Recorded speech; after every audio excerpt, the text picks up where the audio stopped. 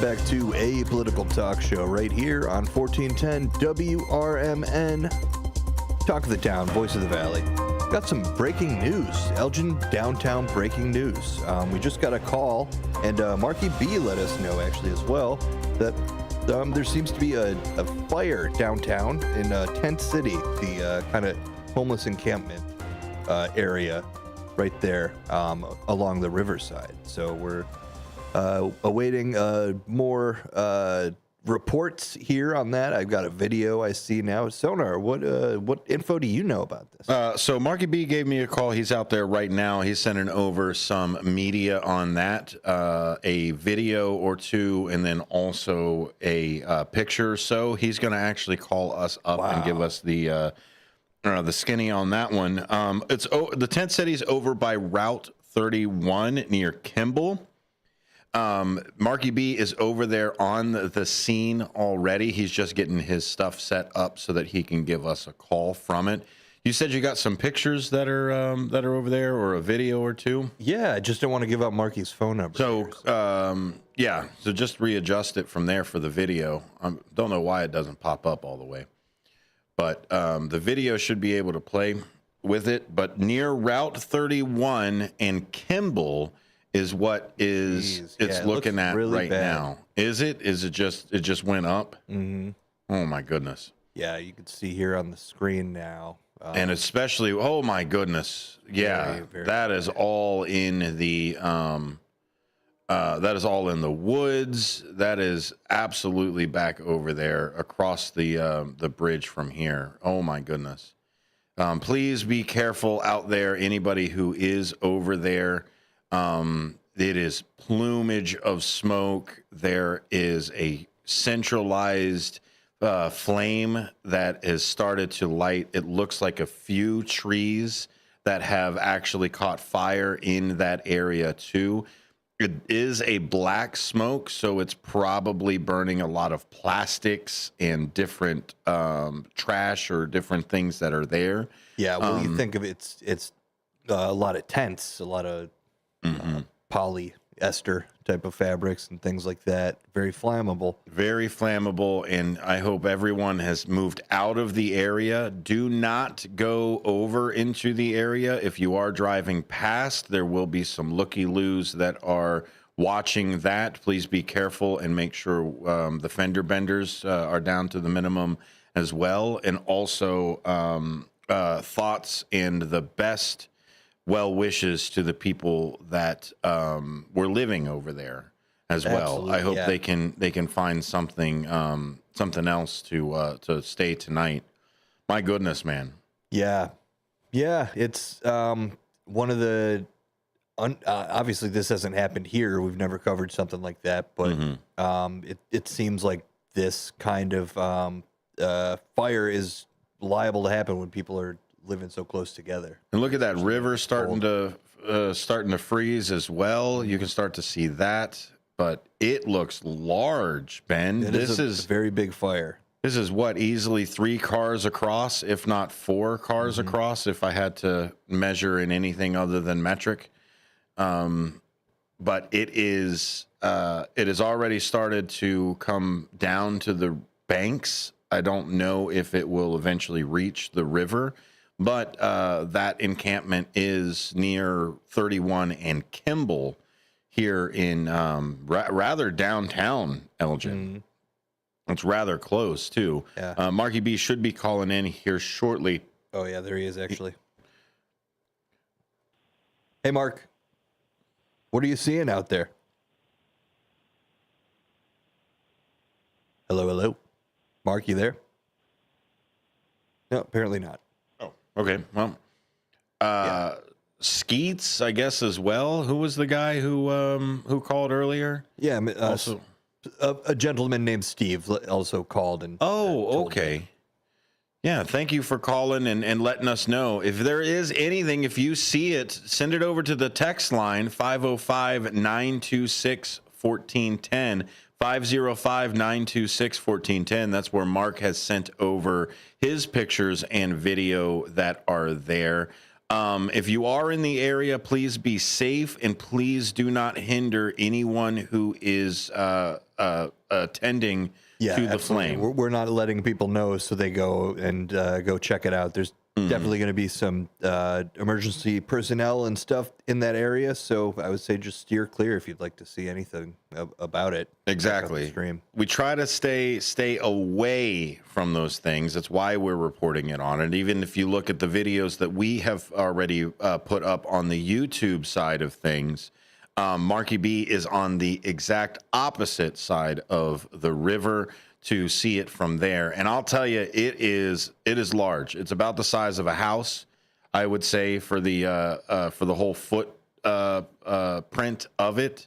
And it does appear that there are some trees that are aflame. Yeah, Mark has called back in. Mark, can you hear us now? Yeah. How you guys doing? Doing well, man. Tell us what's going on. What do you know about this? Well, as soon as I left the radio station, which was about 20 minutes ago, I guess, I saw this big black cloud of smoke, and I knew there was a fire nearby. So I tried to drive right to it, and I could tell it was coming from the library area. And so when I got over here to the library area, if you're on the east side of the river looking across into Tent City, which I've done quite a bit when I've been running before, so I kind of knew where to go. That's where I was able to position myself to get some pictures, because at 31 and Kimball, there's police cars and fire equipment and everything. And right now, I've had to get back in my Jeep because it's so windy that you wouldn't hear me if I was standing outside right now. So I'm sitting inside my car trying to see over there still. It looks like they're starting to get the fire under control. But when I first got here, it was raging, and I had a really good plain sight of it. I'm not sure how good the video was that I was able to send to you, but now I'm backing up my Jeep a little bit and driving back over towards that area of the parking lot where I can kind of see across. The fire's still going, but it's not raging quite like it was when I first got here. What is the size of it, Mark? From what we can tell, it's about 4 car lengths wide. Is that about accurate, or do you think it's a little bit bigger? Yeah, I would say it looks like it's about right. It looks like I said, they've gotten it more to the ground level now. It's not quite as ragingly high as it was when I first got here. So maybe fire equipment's starting to get it under control. But I know a lot of people are in there, and they've built encampments in there. So hopefully those people that were in there, whatever exploded in there, that must have started that fire. I hope the people were able to get out okay. And it'll be. Is that what they're saying? Of all this, Tent City's been talked about a lot of the news here lately, as far as being a place that gets torn down eventually once they find another option for some of those people that live in there. But this might hasten that option a little bit. Because of how large this fire is, do you assume that it was an explosion that lit a larger area up? Or surely somebody's not out there cooking turkeys or anything crazy like that. But is there something that's there? Oh, with the wind.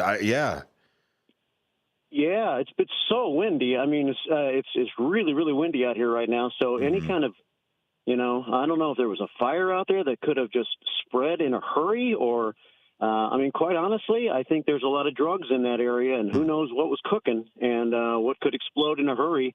With the wind blowing like it is, with it being, as cold as it is, I hate to speculate on what it was, but it's really nasty out here, and it's going to be interesting to see what happens in the next couple of hours. Yeah, and you're absolutely right. I'm glad to see that Elgin's finest firefighters came out there and were able to bring it down. The height has definitely come down from what the pictures that you have sent over. I think we're waiting for possibly the WGN copter to finally get over. I'm almost certain they're already taken off now. About it. So it does seem, if they're gonna cover the warehouse fire a few weeks ago, they're surely gonna cover this that's here. Do you know about the population of that tent city, of what they've put together? I bet there's probably 75, 100 people that live in this area. Wow. In Tent City right now. I've gotten out of my Jeep again to try to look across to get a closer view, and I still see a little fire in there, but it's mostly just black smoke right now. There's definitely a smell of that fire all around this Gail Borden Library area right now. So hopefully they'll have the fire under control soon, and depending on how much of an explosion happens, very quickly. Hopefully, it was a situation where the people that were right in that area were able to escape before the fire got, raging like it did. Absolutely. I hope so. And a lot of those fires, especially with wind and things, it only takes that one shower of sparks. Somebody throws a log that's a little too large on something. It definitely would spark up as it does. Ben's showing some pictures over here. That's Dean the sent library right there, isn't it? Yeah, it looks like Dean sent some over as well. Okay. It looks like he's pulling up now to get some things together. This is it. This is some of the pictures that have been over there. It is incredibly, incredibly windy. So I'm not sure what kind of road crew or anything else we can put together, but you're doing your best over there, Mark. We appreciate it. What is happening around the area? Is this stopping any traffic? Is anything else in the area at danger of catching on fire?